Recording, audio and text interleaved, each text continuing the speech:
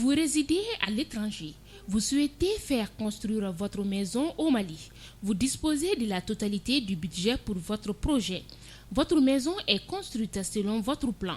Vous ne disposez que de peu ou pas de budget pour votre projet. Les tontines Tunkalafia sont pour vous, avec ou sans terrain. Inscrivez-vous dans une des tontines Tunkalafia de 10 à 16 personnes. Les contrats des tontines sont actés chez un notaire. Un tirage au sort en début de tontine déterminera l'ordre de remise des clés.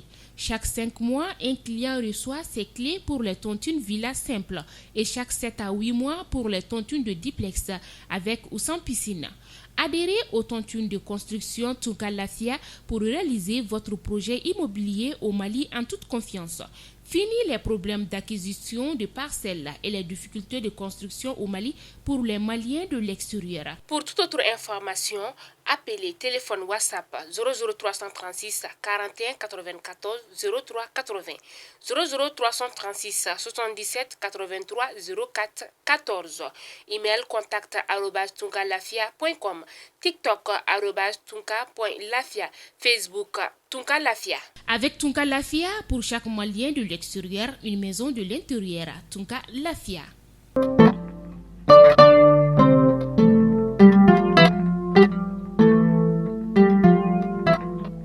Fidèles abonnés de Malikouna Founi, c'est toujours un plaisir de vous retrouver. Bonjour à tous, bonjour à toutes, bienvenue dans votre flash d'information.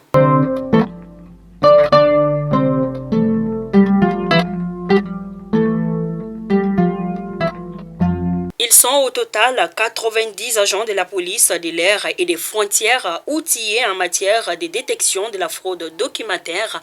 En effet, cette formation avait pour objectif de renforcer les connaissances et compétences des unités de la police de l'air et des frontières de l'aéroport international président Modibo Keïta de Sénou en matière de détection de la fraude documentaire. Cite le gouverneur de la région de Gao, le général Moussa Moriba Traoré, a été allé à la rencontre de la population de Tessit mardi 29 mars 2022.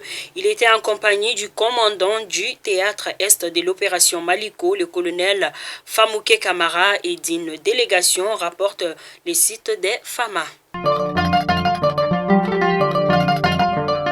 GMS, lancement de la campagne de sensibilisation et de dépistage du VIH-Sida.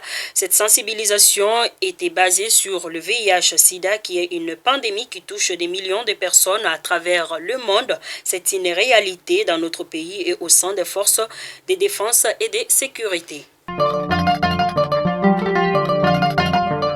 Approvisionnement en produits de première nécessité en prélude au mois de Ramadan, le directeur général du commerce et des concurrences, Boukadari Doumbia, a rencontré les hommes des médias pour échanger et informer sur la situation d'approvisionnement du Mali des produits de première nécessité.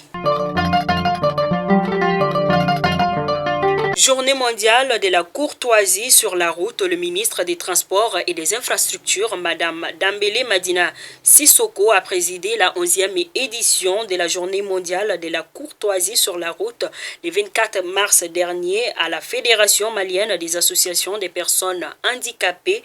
Le thème de cette année est placé sous la protection des personnes vivant avec un handicap dans la circulation routière. C'était en présence de la présidente de la FEMAF, Madame Djikene Hatouma Gakou. Vers la suspension de certaines formations destinées aux forces armées maliennes, l'annonce a été faite cette semaine par le chef de la diplomatie de l'Union européenne. Joseph Borrell a indiqué que cette décision fait suite à la position des autorités maliennes concernant le groupe paramilitaire russe Wagner. Le collectif contre la vie chère a interpellé les autorités des transitions sur la flambée des prix des denrées de première nécessité. Le regroupement demande au gouvernement d'agir pour baisser les prix des produits alimentaires avant le début du mois de Ramadan. Deuxième édition du festival hip-hop au Sahel a été organisée du 24 au 26 mars dernier à Niafunké. Le thème de cette édition a porté sur paix et réconciliation entre communautés, la promotion et la vente des produits artisanaux et traditionnels étaient également au programme. Les autorités ont salué les promoteurs pour la qualité des messages de paix et de cohésion sociale véhiculés à travers la musique.